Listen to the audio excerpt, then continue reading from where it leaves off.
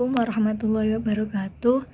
Di sini saya akan memberikan tutorial bagaimana cara uji one sample t-test. Dalam konteks penelitian uji one sample t-test atau uji satu sampel umumnya digunakan untuk membandingkan rata-rata sampel yang diteliti dengan rata-rata populasi yang sudah ada. Uji one sample t-test merupakan bagian dari statistik parametrik. Oleh karena itu, asumsi dasar yang harus terpenuhi adalah data penelitian berdistribusi normal. Di sini saya akan mengerjakan soal ini. Seorang guru menerapkan media pembelajaran baru. Dilakukan uji coba pada 15 mahasiswa. Data prestasi belajar sebagai berikut. Ini datanya. Prestasi. Nah, pertanyaannya, buktikan apakah media pembelajaran yang baru dapat meningkatkan prestasi belajar mahasiswa. Jika media lama menghasilkan prestasi hasil belajar rata-rata kelas sebesar 70, tabel 2,14. Selanjutnya yaitu langkah-langkah uji one sample t-test dengan menggunakan SPSS. Yang pertama, kita uji normalitas terlebih dahulu. Kita taruh data dalam data view. Jika sudah, kita ke variabel view. Nah, akan muncul seperti ini. Bagian name kita ganti dengan prestasi. Bagian tipe numerik with 8, desimal ini kita nolkan. Yang label ini kita tulis prestasi lagi. Setelah itu values non missing non kolom 8 Allegrain measure kita ganti scale. Nah, kalau sudah seperti ini, kita kembali lagi ke data view. Nah, akan muncul seperti ini. Setelah itu kita analisis. Analyze, descriptive, statistik, explore. Nah, ini prestasi kita pindahkan ke dependent list. Setelah itu kita klik plots. Nah, ini bagian normality plots with text, kita checklist. Lalu sudah seperti ini, continue. Lalu klik OK. Nah, ini sudah jadi. Kita ambil hasilnya pada bagian test of normality. Setelah kita mendapatkan test of normality ini, kita selanjutnya akan uji one sample t-testnya. Kita kembali pada input data. Nah, setelah kembali ke sini, lalu analyze. Setelah analyze, compare means. Nah, ini kita pilih one sample t-test. Nah, setelah itu tes variabelnya ini prestasi kita bawa ke tes variabel. Nah, kalau sudah tes value ini kita ganti, kita tulis angka 70 karena tadi rata-ratanya kan 70 ya nilainya. Kenapa tulis 70? Sebab peneliti ingin membandingkan nilai rata-rata hasil belajar siswa atau prestasi siswa dengan nilai 70. Lalu kita klik OK. Nah, kita ambil hasilnya yang bagian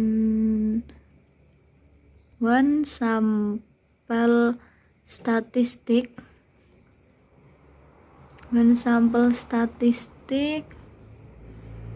dan one sample test ini ya. Nah, bagian one sample statistik dan one sample test. Selanjutnya nomor 2, analisis regresi linear. Dalam soal ini kita akan melakukan tutorial uji persyaratan data tadi untuk memenuhi analisis regresi, linearitas, multikolonialitas, homozidisitasitas, dan autokorelasi.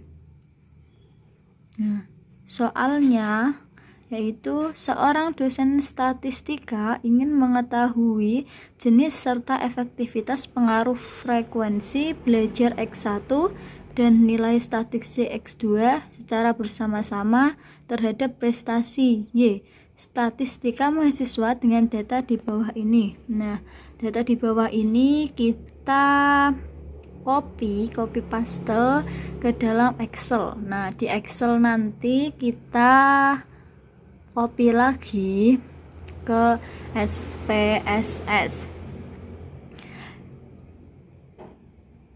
Saya akan melakukan tutorial uji linearitas terlebih dahulu. Pengujian uji linearitas untuk mengetahui apakah dua variabel mempunyai hubungan linear atau tidak secara signifikan. Uji ini digunakan sebagai prasyarat statistik parametrik, khususnya analisis korelasi dan regresi linear yang termasuk hipotesis asosiatif. Nah, sekarang kalau sudah ada datanya di SPSS, lalu kita pergi ke variable view. Nah, setelah itu ini kita ganti namanya dengan jam atau X1 tadi. Yang kedua yaitu dengan nilai X2 tadi. Nah, selanjutnya ini Y, prestasi. Nah, kalau sudah, ini yang desimal kita nolkan.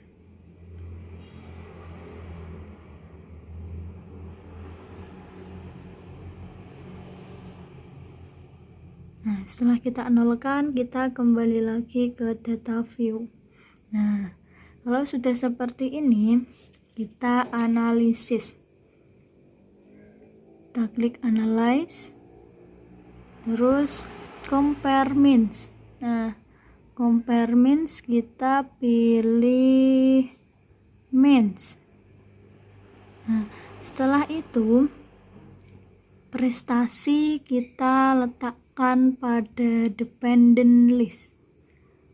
Nah, selanjutnya jam dan nilai kita taruh di independent list. Nah, kalau sudah seperti ini, kita klik option. Setelah klik option, pilih median. Nah, kita masukkan pada sel statistik. Setelah itu, test for linearity kita checklist. Nah, selanjutnya kita continue, terus kita oke. Nah, ini hasilnya sudah keluar. Yang kita pakai yaitu bagian mana ya? Kita memakai bagian ANOVA table yang bagian linearity, deviation from linearity ini yang prestasi dengan jam. Yang satunya itu ANOVA table prestasi dengan nilai. Jadi ini ada dua hasil yang dicantumkan ya.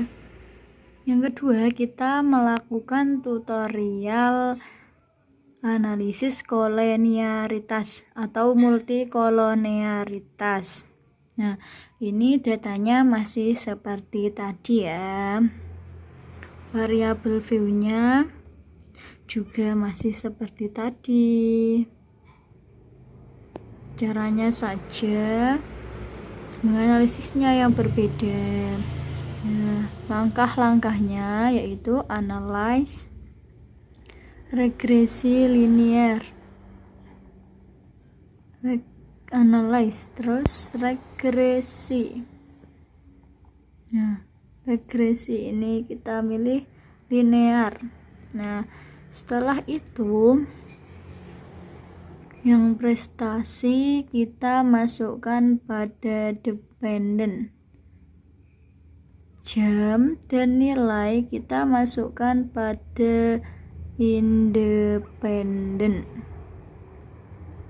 Nah, kalau sudah seperti ini kita klik statistik.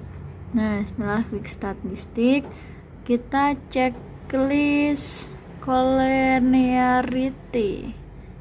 Nah, ini sama Durbin-Watson. Nah, kalau sudah kita klik continue, lalu kita klik OK. Nah, ini hasilnya sudah muncul. Kita hasilnya menggunakan yang koefisien, yang bagian tolerance dan VIP ya teman-teman. Di sini yang perlu dilihat adalah nilai VIP. Nah, yang bagian ini kriterianya, jika nilai VIP tersebut kurang dari 10 maka tidak terjadi multikolinearitas, sedangkan lebih 10 maka terjadi multikolinearitas. Nah, sudah ya teman-teman. Selanjutnya saya akan tutorial bagaimana uji homosedastisitas. Uji homosedastisitas itu gunanya untuk apa sih? Digunakan untuk mengetahui kesamaan variance error untuk setiap nilai X. Kita ini menggunakan uji Park. Nah, datanya masih seperti tadi ya teman-teman. Langsung saja kita menganalisis, analyze. Selanjutnya regression. Nah, regression linear.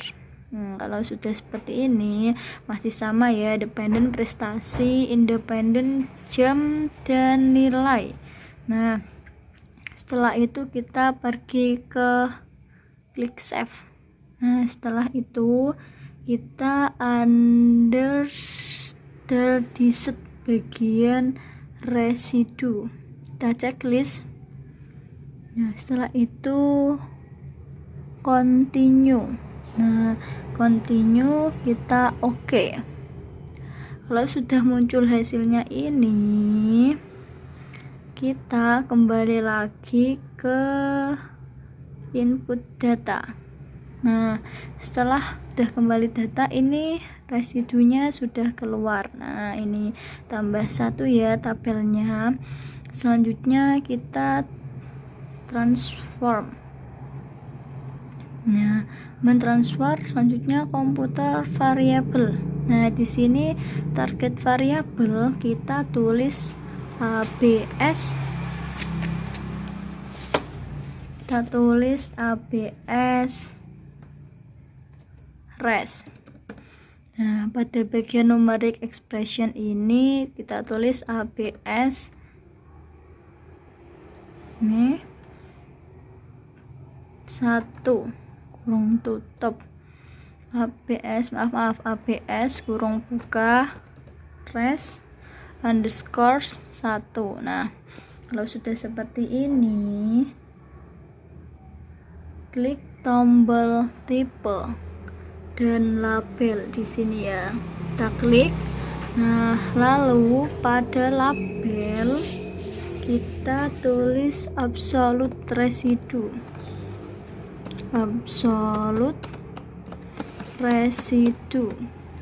Nah, jika sudah, kita klik continue.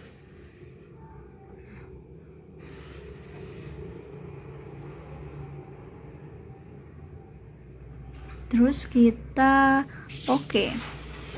Nah, nanti di data view ini muncul lagi ABS residunya ya teman-teman. Ini sudah muncul. Selanjutnya yaitu kita analyze lagi. Nah, regression linear. Setelah itu yang bagian jam ini kita kembalikan sini, lalu absolute residunya kita taruh di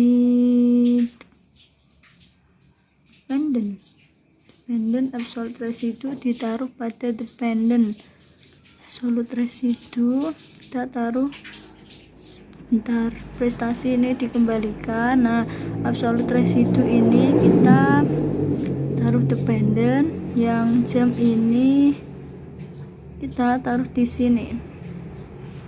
Nah, sudah seperti ini, kita klik oke. Nah, hasilnya sudah muncul. Yang kita pakai nanti yang bagian ANOVA ini dan koefisien di bawahnya ini ya. Sudah. Selanjutnya ini tutorial dari saya yang terakhir, yaitu uji autokorelasi. Buat apa sih uji autokorelasi itu? Digunakan untuk mendeteksi hubungan antara error periode yang satu dengan error periode lainnya. Nah, datanya ini masih tetap sama seperti tadi. Nah, kita langsung saja klik analyze. Klik analyze, lalu regresi linear. Nah, regresi linear. Setelah itu absolute residue ini dikembalikan dulu, diganti dengan prestasi. Nah,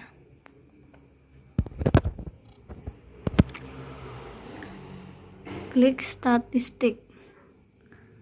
Setelah itu kita checklist Durbin Watson ini ya, sudah ya. Selanjutnya kita continue oke. Nah, yang kita pakai itu di model summary ini. Nah, alhamdulillah tutorial dari saya sudah selesai. Selamat mencoba dan semoga dapat membantu kalian dalam mengerjakan statistik dengan SPSS. Sekian dari saya. Apabila ada kesalahan, saya mohon maaf yang sebesar-besarnya. Wassalamualaikum warahmatullahi wabarakatuh. Bye bye.